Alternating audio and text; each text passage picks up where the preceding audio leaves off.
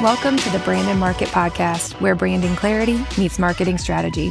I'm your host, Allie Haney, founder of Brand and Market, a boutique agency dedicated to helping small businesses craft intentional brands and effective marketing plans. Each week, I share practical tips and insights to help you, especially those of you in real estate-related industries, build a standout brand to attract your brand's biggest fans. Let's dive in. Hello, and welcome back to another episode of the Brand and Market Podcast. I'm Allie Haney, your host, and today I have with me a guest. Her name is Glenneth, and she runs the Visibility Method. She specializes in Google Ads, SEO. She has all of the knowledge that I wish I had on these marketing channels. So I actually came into Glenneth's ecosystem by way of another entrepreneur. Her name is Brittany Schroeder. We were both part of her Fusion Collective Summit a couple of weeks ago. So that's how we first got introduced to one another. But without further ado, I am going to hand it over to Glenneth to tell us a little bit more about herself and her business. Thank you so much, Allie. My name is Glenneth Reed. I am the owner and founder of the Visibility Method, and I help business owners get visible online, mostly through SEO and Google Ads. I have now been doing this for 13 years and have had my own business. This is my 8th year. Wow, that's incredible. So what made you choose SEO and Google Ads over other channels?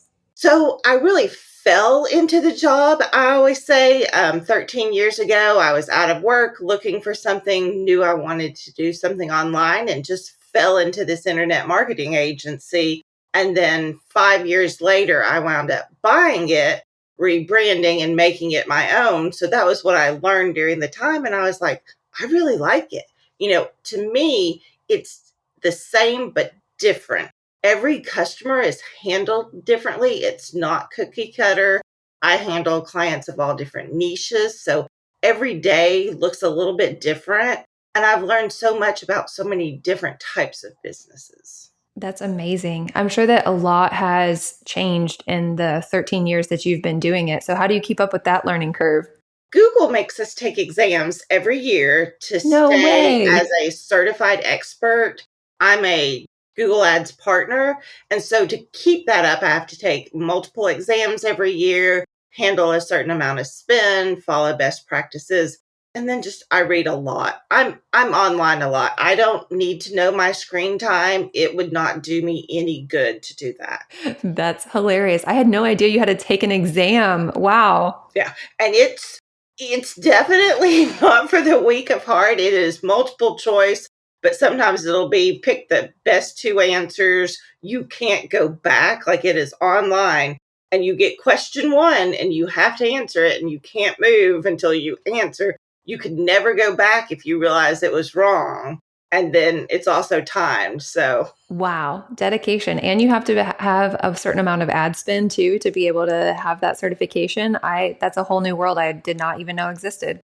Okay, so a little bit of background about our conversation offline. When I sent Glenneth these questions later than I probably should have to prepare for our episode, they were all based around realtors and short-term rental owners. And she educated me very quickly about the viability of the visibility method with Google Ads specifically for realtors and short-term rental owners. So I'm going to let her give a little bit of insight into that and why she does not recommend Google Ads for realtors and short-term rental owners. And then we're going to have a little fun with it. And I'm going to give her a few off-the-cuff questions.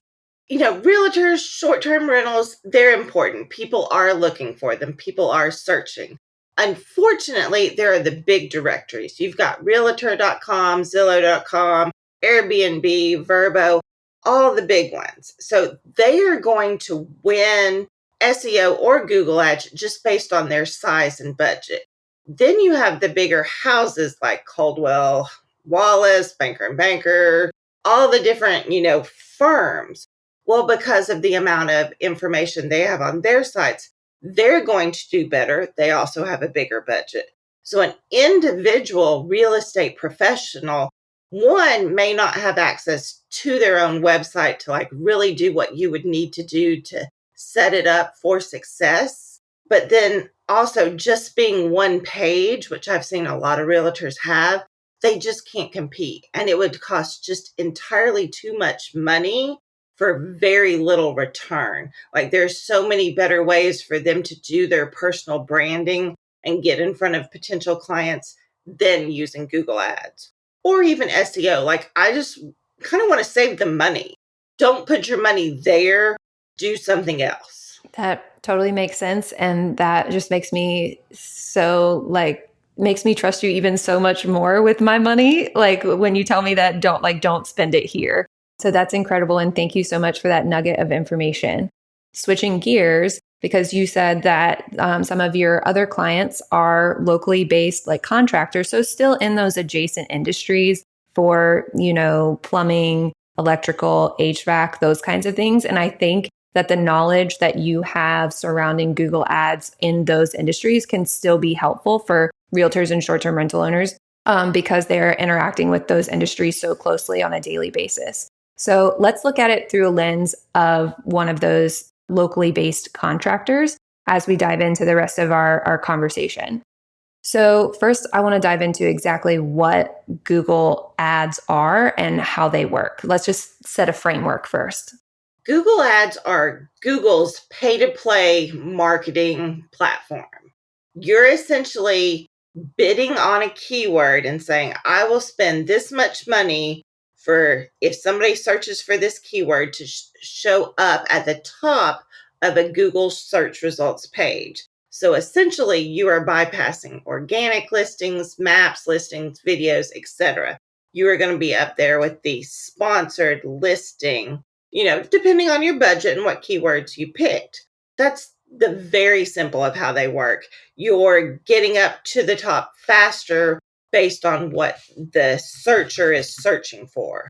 Everybody has their own pay-to-play marketing, Facebook, Instagram, LinkedIn, like everybody you can advertise on. This is Google's platform. So are there major differences between like a Meta paid ad and a Google paid ad? Yes. So I like to say that Google Ads is active advertising because the searcher is actively searching for that service that you are providing. With Facebook or Instagram, you're interrupting their flow. They have gone on to like Facebook or Instagram to do something, and you are interrupting their scroll and hoping that they were thinking about you or needing you, or that they might remember you in a couple of weeks when they decide they need your service. So Google Ads is almost like a warm lead because they are actually the ones looking for you and you're just showing up in time. That makes so much sense. Yeah, the active searching, that of course, like you go on Google and you're like, coffee shops near me or plumber near me now, emergency. Okay, so now that we have established what Google Ads are, let's take it to the next step of how do we actually get up there to that sponsored spot? Is it through specific keywords? Walk me through that. It is setting up a campaign using specific keywords. So like if you were a roofer, I'm in Knoxville, Tennessee, you would probably advertise under roofing Knoxville, roofer Knoxville, and even potentially only those two phrases. Like so many people make the mistake of doing hundreds of keywords when typically it's going to be between 5 and 10 that result in all of your conversions and leads. So am I paying per keyword? You are paying per click. So you are saying to Google, okay, I want to show up when these keywords appear. And so then when that keyword appears, if your budget is right and everything aligns, your ad will show up. And then with your ad, your job is to have people read it and either qualify themselves like, oh, yes, this is what I'm looking for, or no, this isn't exactly what I'm looking for. Maybe you're a roofer and all of your roofs cost $1 million each. You'd probably want to put that in your ad and people would go, oh, I'm not paying that. Or maybe you have a sale for $1,000. You put that in people, I could pay that. So, you want the ad to qualify the right people and disqualify the people who don't. And you pay when somebody clicks on that ad. So pay per click. Okay, very good. And for those that love acronyms, that's PPC, pay per click, or CPC, cost per click, just to be thorough.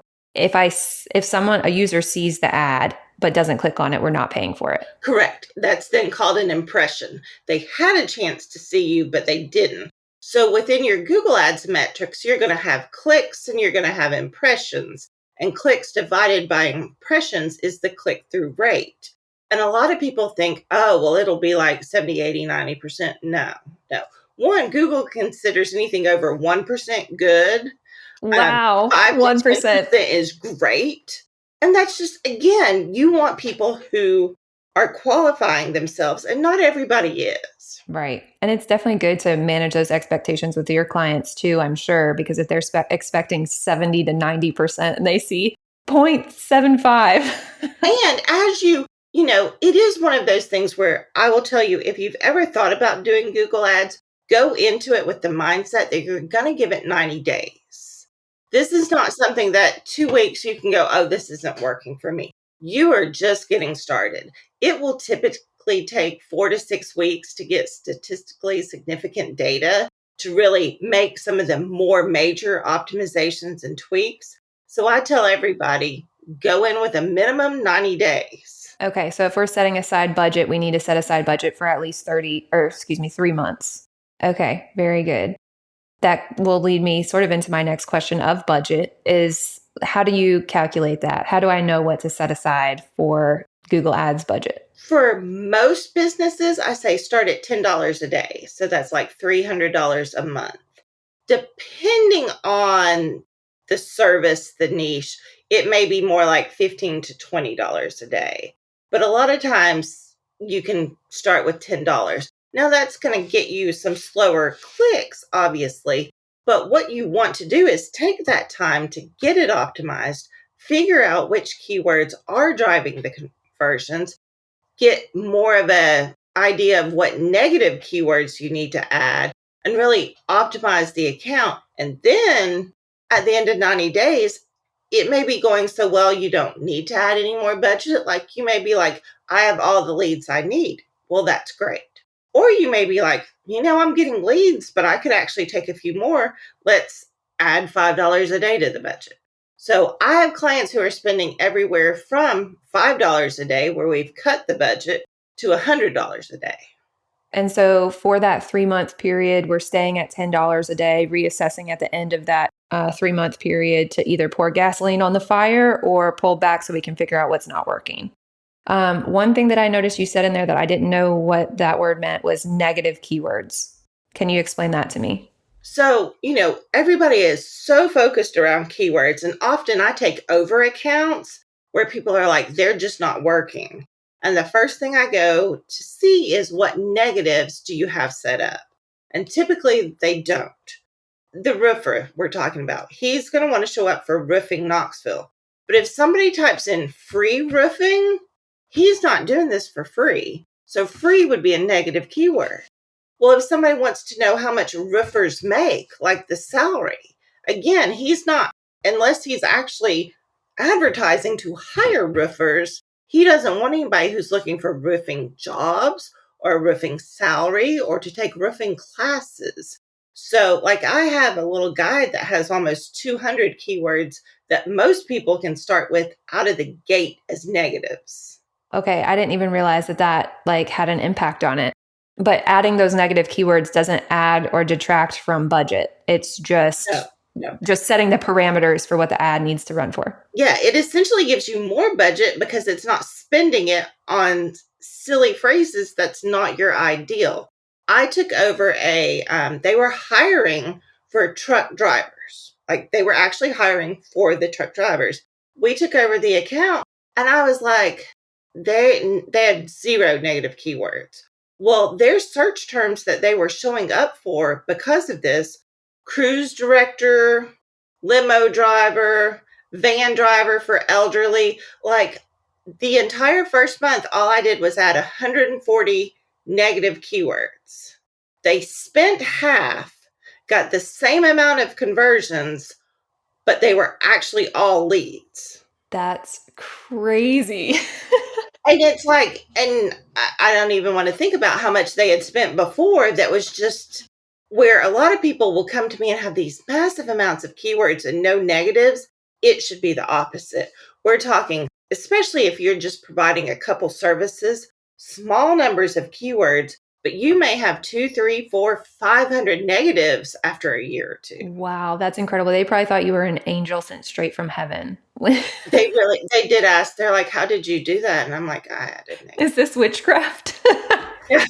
And, and just so many people don't think about it. And it's often people who are trying to do it themselves, DIY, or just some things, they just threw up the account and didn't check it.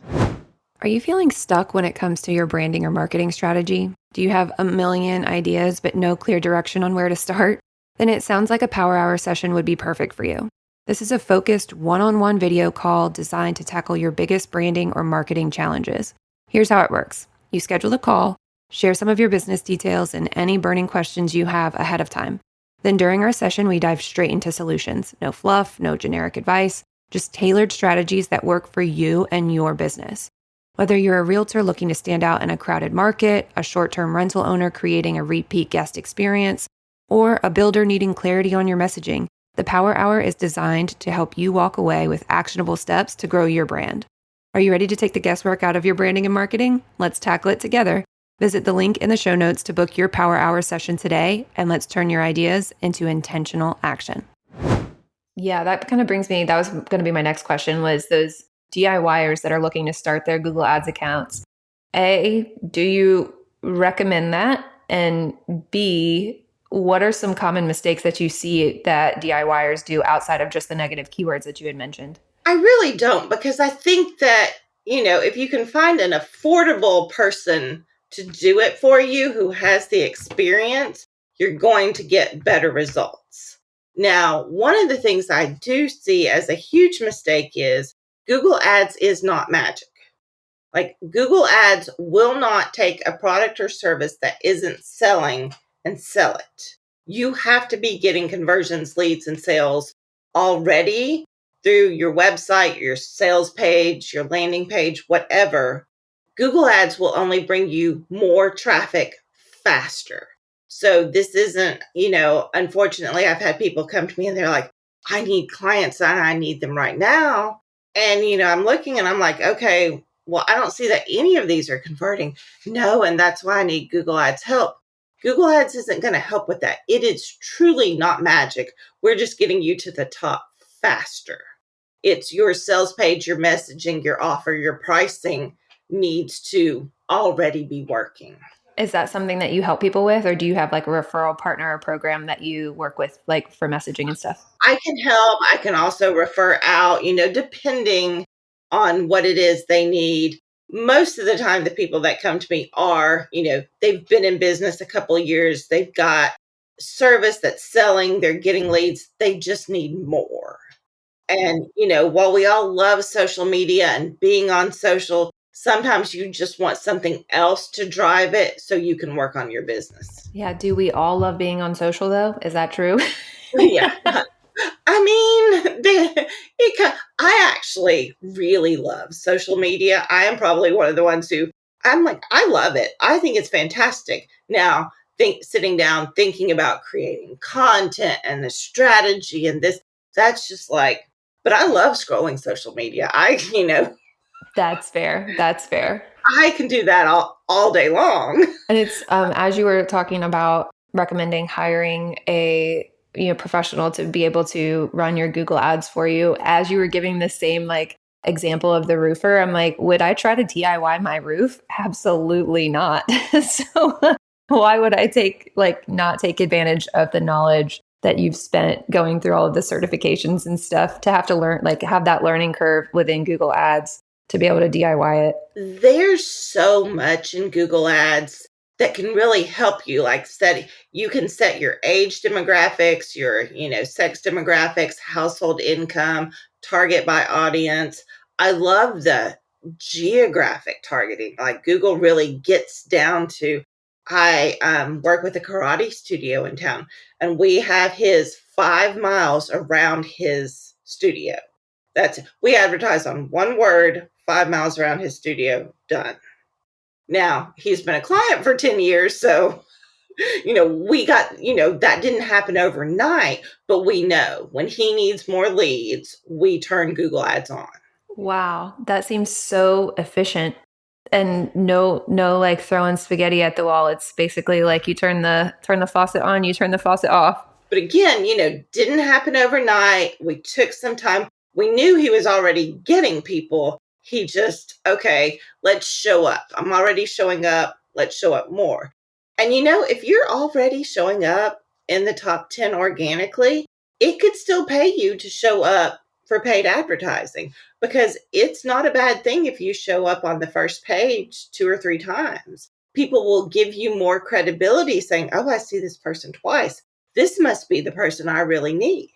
Absolutely. And just coming from like the kind of psychology marketing perspective, like people have to see things, a minimum of 7 times before they like know, like, and trust it. And so if you're getting 2 of those, touch points out of the way, boom, boom, on the first scroll of Google, that's pretty impressive. And for local businesses, you could show up in the ads, the maps, and then organically all on the first page. That's so incredible. So I know that we've talked a little bit about the different types of services that it works for and doesn't work for. You also mentioned that ad spend might be different based off of those different niches. So can we dive a little bit more into that? Like, which niches would you expect to be, paying more for ads? Plastic surgery, some chiropractors, anything legal, law, a little bit more. Those are really the big ones. Anything else is going to be a $10 a day budget is really going to cover it. So basically, you're like painters, roofers, Electricians, general plumbers, contractors. like, listen up, please. Yeah. And, again, a lot of people word of mouth for those, but some people don't. And you think about how many people move in an area, and sometimes they just don't know who to ask, and people turn to Google. There's 8.3 billion searches a day. And it's like, are you showing up? And if you're not showing up organically, but you want to show up, then Google Ads is your option. Wow, that's 8.3 billion searches a day. I'm like trying to see how many of those are me. I'm like, yeah, I probably Google things like at least 10 times a day. Yeah. Google probably has no clue what I even like because of the sheer amount of searches I do and how wide variety they are. They're probably like, she's not okay. Because it's part of your job. That's so funny. The other thing I would say is, people don't typically scroll past the first page. I always tell people the only people going to page 2, 3, 4, and 5 are business owners trying to find themselves and SEO people trying to find their clients. That is accurate. I will say that like wasn't there a Google update recently that like it no longer does pages, it just keeps scrolling? So they've done that, but I find even on my computer, sometimes I get the pages and sometimes I get the scrolling, and I'm like, could we pick one? Like, I don't know why I see both. And I do have multiple computers, use different screens. And that's the other thing is people are using the phone more and more for those searches. And you can't discount somebody just sitting on their phone searching roofing Knoxville while they're searching at their child's soccer game. They're doing some of this research while they have the time. With ads on a mobile, the ads are going to show first and probably will be the only ones because it's just such a smaller screen. So when you actually run an ad, so we've got our keywords, we've got our parameters set, where do you recommend service providers sending? Like when they click, where do you want them to go? Best case scenario is a page on their website that talks about that service. If it was a general contractor, say, that had multiple services like roofing, plumbing, let's just say that, then for the plumbing, I would send them to the plumbing page. For the roofing, send them to the roofing page. But then for, say, general contracting, send them to the home page. I see. Okay. But if I am a general contractor and I have service pages for each one of those services, can I run multiple ads at that $10 a day? Yes. So you would have one campaign with multiple ad groups. And so each campaign has its own budget. And then you can just see, which one is doing best. You might want to add a little bit more after you're getting everything under your belt. So I'm still at $10 a day though? Yeah. Yeah. Oh, okay. I was thinking $10 a day for plumbing, 10 for roofing. Any type of, I'm thinking like beauty salons and have it, you got your hair, your nails, your lips and everything. Like those should be on its own page. And honestly, not just for Google Ads, but for SEO. Like each different service should have its own page so that you can optimize it for SEO and use it as a landing page for Google Ads or Facebook or, whatever type of ad you might be running. That makes sense. That makes sense. So if I did decide to DIY my roof or my Google Ads, no, I'm just kidding. Are there any tools that you would recommend for somebody that's trying to DIY their Google Ads? Obviously, the big one is you're using Google Ads. You hook it to Google Analytics so you can get some data.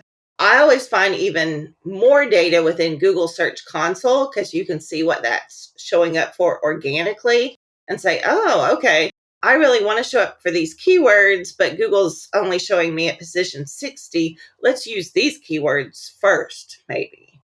Just, do it and try. And it's going to take a while. Like it will take a while to get it set up if you're doing it yourself and making sure everything's okay. I would tell you the Google interface is user friendly, but that would be a lie. I know that. I've set it up in the past for my own businesses, and it is like Google Analytics makes my brain like go in circles. They also are changing how the campaigns are set up, like almost monthly. And so I can't always create a video that then people can use them because it changes. I'm like, okay, it wasn't like this yesterday. And some days I've done it 2 days in a row and it's not been the same. That's crazy. But the major players are the Google Ads. Google Ads, Google Analytics, Google Search Console, all for free. Like Google will give you the tools you need to do this stuff. So what is Google Search Console? Can you break that down for us? Google Search Console shows you kind of any issues on your website that Google's seeing, like not broken links, but if pages aren't indexed, if there's 404 errors. But the biggest thing is Google Search Console is now where you will see what keywords Google showed your website for organically. So you'll see all the terms, how many impressions, how many clicks, what position. So it's great for both SEO and Google Ads. It's a lot of really valuable data if you know how to use it. Yes, absolutely. Okay, well, I would love for our listeners to be able to find you after this episode. So, can you tell us where we can find you on socials and on Google? So, my social, I spend most of my time on Instagram and I am glenneth.com spelled out. And then my website is thevisibilitymethod.com. And I also have a free guide called the Visibility Workbook. It's literally a workbook, and it's going to help you know if you're ready to run Google Ads. Oh, that's perfect. Look, you are practicing what you preach by having your clients qualify themselves. Yeah, I just, some terms and just some questions, the budget, you may not be ready today, but you may be ready in 6 months. That's fine. Don't start before you're ready. Maybe you're like, I really want to run them, but I don't have the budget now. So maybe you start, setting aside money to run. That's incredible. And in order to work with you, what are some of the service offerings that you have out in the world? So I do Google Ads setup and management. Obviously, I do a lot of one-to-one services. I also have a small group membership where for all the DIYers, whether it's SEO, Google Ads, there actually is a training on how to set up your own Google Ads and run it.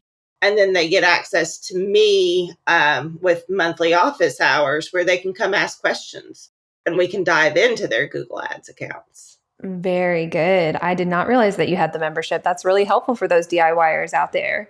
Okay, very good. Well, you know where to find Glenneth, and I'm going to end on my final question. She doesn't know I'm asking her this. So, what would you say your biggest piece of advice is for any business owner to become the best in their brand and their market? Lean into the things that you enjoy because people will see your excitement and trust you a little bit more and let go of the things you don't want to do. Like Google Ads. Very good. Well, thank you so much for your time, Glenneth. I really appreciate your knowledge and you sharing it with us. Thank you for having me. Of course. You just completed another episode of the Brand and Market Podcast. If you found this helpful, please rate, review, and subscribe to help others find this show and so that you never miss an episode. Don't forget to take a look at the show notes for all the resources mentioned today. See you next Wednesday, and as always, I'm here cheering you on as you build your dream brand and business.